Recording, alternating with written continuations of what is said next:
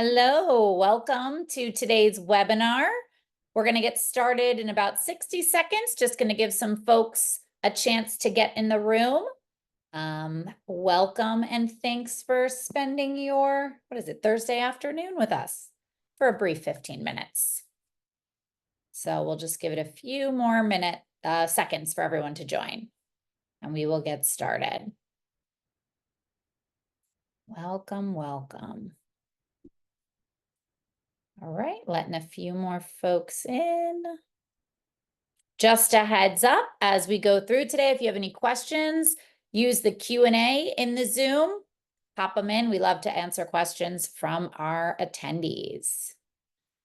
All right, give it a few more seconds, letting a few more folks in. All right, 101. Let's go ahead and get started. Hi.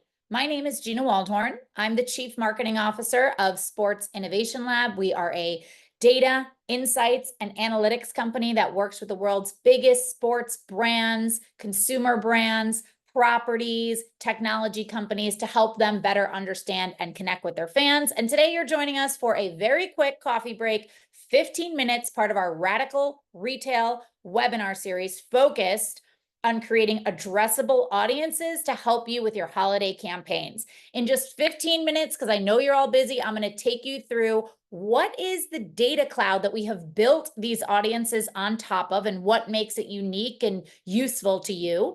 Two, we're going to spend the most of today's call going through some really interesting trends that we were able to see in our sports data cloud on toys, arts and crafts, and collectibles, our category for the day. And three, we're going to make sure that you leave here today knowing exactly where you can find these audiences, how you can build custom audiences, and how you can supercharge your holiday campaign. So let's go ahead and get started. First, we want to let you know why we're doing this and why we developed programmatic audiences. It's because we believe there's a problem out there with existing audiences and that they're not giving you the full picture. And with our sports and entertainment domain expertise, we started by looking at sports fans. And here's an example. If you go today onto one of the major programmatic or networks or Meta, this is what they're going to sell you when you want to buy a soccer fan. It's probably anchored in some viewership. Maybe they watch some Game On or some NWSL on CBS. Maybe they follow an athlete like Tobin Heath on social media, and you're probably going to get some broad demographic information. And once they display these mostly cookie or viewer-based behaviors, they are labeled a soccer fan. We don't think that's good enough. We think you're missing the full picture of who this individual really is. Okay, so she watched a little soccer and followed someone on social media. That doth not make a full soccer fan. What leagues are they into? What teams? Are they bettors? With what platforms? What about merch? And what about the other 22 hours of the day when they weren't watching that soccer show? That is the full picture of the real consumer Sports Innovation Lab set out to find. And that's why we built our sports data cloud to power our programmatic audiences. The cloud is the only data cloud with specific domain expertise in sports, media, and entertainment, as well as retail. And it is anchored in the transactions, the purchases of over 140 million US consumers at an individual level. We combine that with another attributes for 250 million individuals or households in the US. So we have complete US coverage. And then we add on to that over 8 billion online interactions, engagements. But where it gets really interesting is that we've customized this data set for sports and entertainment with over 2,500 specific brands to sports and entertainment. So we're talking about leagues, teams, every sports venue, every betting platform. You might know Fanatics, but do you know about Playa Society and Breaking Tea and Rally House? So we have that full picture of sports fandom by improving our taxonomy with over 2,000 specific merchants and brands for sports and entertainment, which means you get coverage of all of their shopping behaviors, not just what they infer they do based on cookies, but what they actually buy, because we believe the truest expression of who someone is through their wallet. So instead of something like this, you get something that looks like this, right? not just an NFL based on watching Sunday Ticket. You know what other leagues they like, what specific teams. Are they top golfers, or maybe they're more into bowling? How much are they betting? With who? How often? And you don't have a broad demographic. I know exactly who this is, how old they are, where they live. And I know if she's a Victoria's Secret or more of a Fenty girl, or maybe she's into Shein, or maybe she's a sneakerhead. So this is the full picture that we use from our data cloud to develop our audiences, which ultimately are providing our clients that use these audience significant lift when it comes to increasing engagement, decreasing their cost per acquisition, and ultimately lifting their ROAS. So that's what's powering everything I'm going to show you today.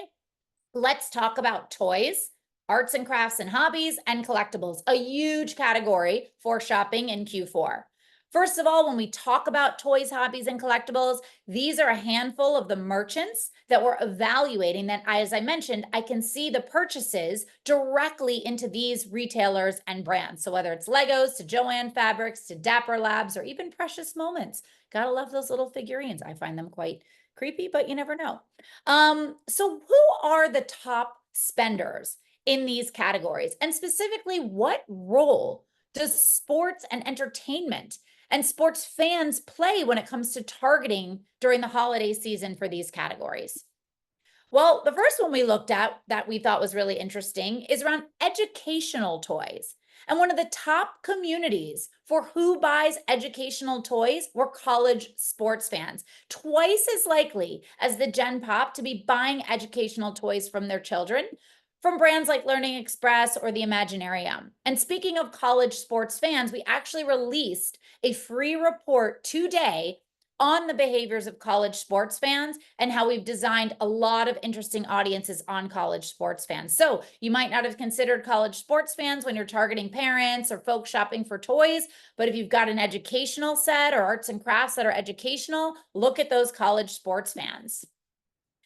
Another one that popped that I think is really interesting was our outdoor enthusiasts. More than 33% of all of our outdoor enthusiasts, so the folks spending on hunting and fishing and camping, also spent on American Girl doll. And when they did, they made 40% more purchases than the general pop on this brand. So maybe these are girl dads or boy dads. Boys can like American Girl. But these outdoor enthusiasts are one of the top purchasers of American Girl doll. Definitely an interesting target. Little arbitrage there during Q4. We know those kind of traditional parents who shop for toys audiences are very expensive. Coming it through the outdoor enthusiast lens because they are buying American Girl doll. And now I want to switch to something that is a personal favorite of mine. I got my virtual background on, so you can't see all my Legos. But let's talk about who are AFOLs. And if you don't know what AFOL stands for, it is Adult Fans of Legos. So first we look at some of the communities of adults who are most likely to be spending with Lego. Not totally surprising, theme parkers, obviously with Legoland. They're 50%, more than 50% of our theme park community have spent with Lego in the past year. They're 2 times more likely to make purchases. And when they do, they make 50% more transactions at Lego each year per consumer. Another interesting target were those consumers going to museums, symphonies, spending money on arts and culture experiences. That community was also double the index, 2 times more likely to spend on Lego and made 20% more purchases. And here's an interesting one, our drinkers community. So those spending on alcoholic beverages, they also shop with Lego at more than 25% of that community making Lego purchases in the past year. And F1 fans, 5 times more likely, not surprising if you've seen that amazing McLaren Lego car. But here's where I think it gets really interesting. Looking at what are the top leagues based by likelihood to purchase Lego, coming up on top, NWSL, almost 3 times as likely as the general population to be spending on the Lego brand. And followed right behind it also by soccer, MLS, maybe because they have the Real Madrid soccer. I'm not really sure, but we love to see our women's sports fans leading the charge in spending money on Lego. And these are ranked by likelihood to buy, with kind of NASCAR and NFL bringing up the bottom. All of these, I should note, more likely than Gen Pop to spend, so nice indices across the sports fan community. But if you really want to target hard, I would go after those NWSL fans. And which AFOLs are buying the most, so making the most transactions per consumer per year with Lego? Dollar store shoppers. And those Legos aren't cheap, but 33 purchases per consumer per year for the dollar store shoppers. That's a lot of Legos. Sports bettors, just slightly lower. Maybe they're getting into the Lego trade, kind of selling them after they've expired. And then collectibles. Again, not surprising, but it's interesting to note we have a dedicated collectibles audience, and they are making a lot of Lego purchases. So that's definitely one. If I was Lego or building or similar toys, or Lego was in my persona, I'd want to go after those collectibles. So switching gears, we're going to look a little bit at arts and crafts. What are some interesting leagues that popped when it came to who spent the most? Which community spent the most on arts and crafts and hobby shops like Hobby Lobby and Joann and Michaels? Different than Legos here. MLB coming in number 1, followed by NFL number 2. So it's not always, there's a lot of misnomers that, oh, it's, you know, the women's sports, or they're all moms and they're all women and they'd probably be spending on arts and crafts. Not true. Turns out MLB top spenders when it comes to dollars spent at hobby and arts and crafts stores. Pet owners, also 50% of all of the pet owners in our community spent with hobby or arts and crafts retailers in 2023. I love this little picture. So maybe they're doing some arts and crafts. Obviously, a lot of pet owners also have families. So maybe they're doing it with their kids, maybe their paw prints. I don't know, but pet owners, great target to look at. And now we're going to finish up and round up with collectibles. And when we talk about collectibles, we have art collectibles and NFTs. We have trading card collectibles, which includes sports trading cards, as well as, you know, Pokemon and fantasy. And then we also have figurines and toy collectibles. So all of those fall within our categories. So who are the most likely communities to be spending on collectibles? Number 1, gamers.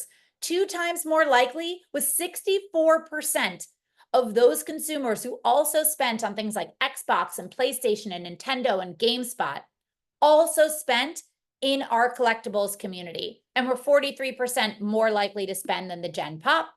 Also interesting to note, tech savvy, probably a big pop there. If you want to get into the NFT and the art and the digital collectibles space, you've got to be a bit tech savvy, but want to call out our gamblers.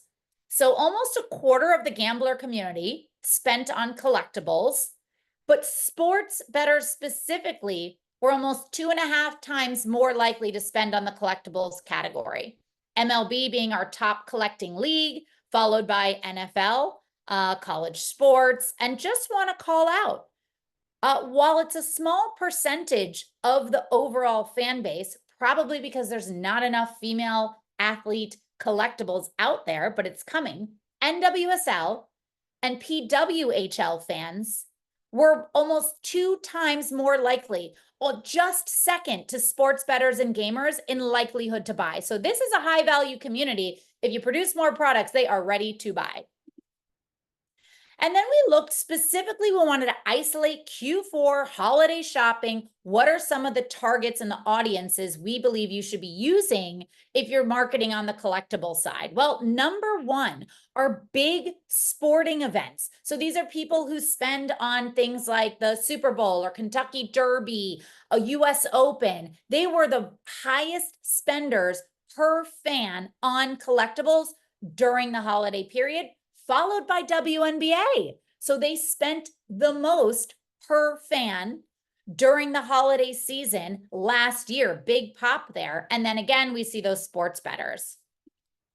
So one thing as we round out today's session, want to reiterate that not only do we have all of these programmatic audiences for the communities that I mentioned, we also have dedicated audiences for the holiday shopping period. So we created an audience for holiday shoppers, Black Friday shoppers, and Cyber Monday shoppers. For Black Friday and Cyber Monday, we did this by isolating those consumers who had peak spending on Black Friday or on Cyber Monday, for the past 3 years. So we know for a fact, because we can see their transactions, these are the people who save all year and then blow it all on these 2 days. So definitely a very high value audience that you can then append to some of our other audiences to really, jumpstart those holiday campaigns. All of these audiences I talked about today can be found on your major audience programmatic marketplaces, data stores, from the LiveRamp to the Trade Desk to Basis and Google, push to Meta and TikTok and Pinterest. So really anywhere that can be an addressable audience, we can make sure ours gets pushed there for you. And you can find all these audiences really easily. Simply go to one of those programmatic marketplaces or networks or data stores and search Sports Innovation Lab. A couple of our holiday specific, we made even easier for you to find by also including Retail Innovation Lab. If you have any questions on this, you can reach out. We'll point you in the right direction. And don't forget to customize these audiences. So reach out to our audiences desk, audiences@sportsilab.com, and we can customize these by the specific category or subcategory, like educational toys or Lego buyers. You want to go after those AFOLs, we can create a custom audience for you. We can also isolate audiences by spend level. I want the top 25% or the most frequent purchasers, and give you some of those communities like those outdoor enthusiasts who are buying up all those American dolls. So that is it. We are right up at 15 minutes. Thanks for spending your coffee break with us. If you're one of our agency or brand friends, go ahead and put in your work email and we'll be sending you $5 to Starbucks so you can have as much energy as I do when we're talking about audiences. If you have any questions, plop them into the Q&A. Oh my gosh, there's a bunch of questions here. Let's see. I know we're going over the 15 minutes, but happy to answer the questions. Why can't I see them? Q&A. I unfortunately can't see the questions. Let me try here again. Sorry, guys. I can't see the questions. Maybe Hallie or Peyton, can you post the questions into the chat? Because I can see the chat.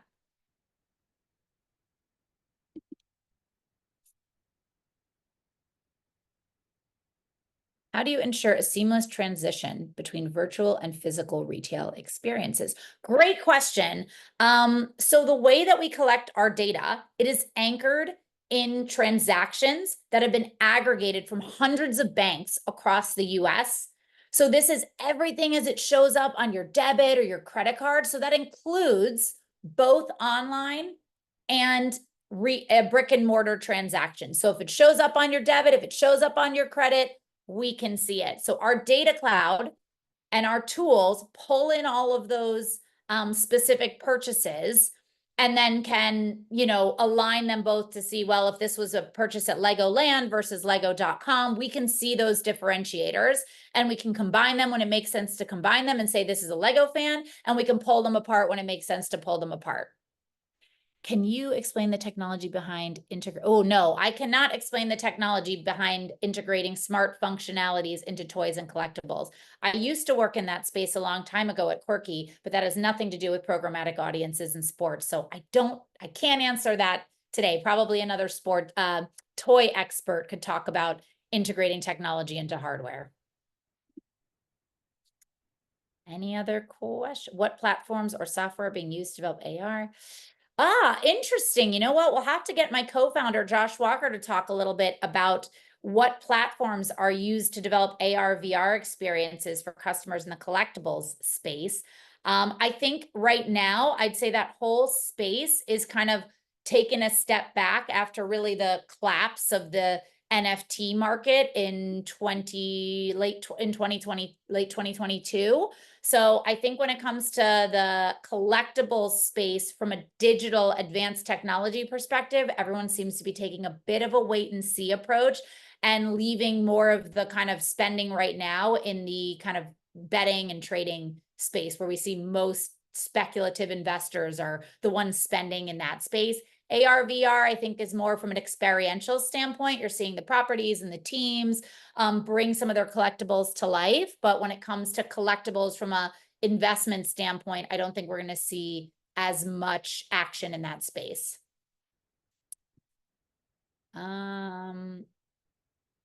All right. I think that's it for us today. Thank you everyone for joining us. Get your coffees. We will send out an email with the recording and reach out to get a hold of these audiences to supercharge your holiday campaigns. Thanks everyone.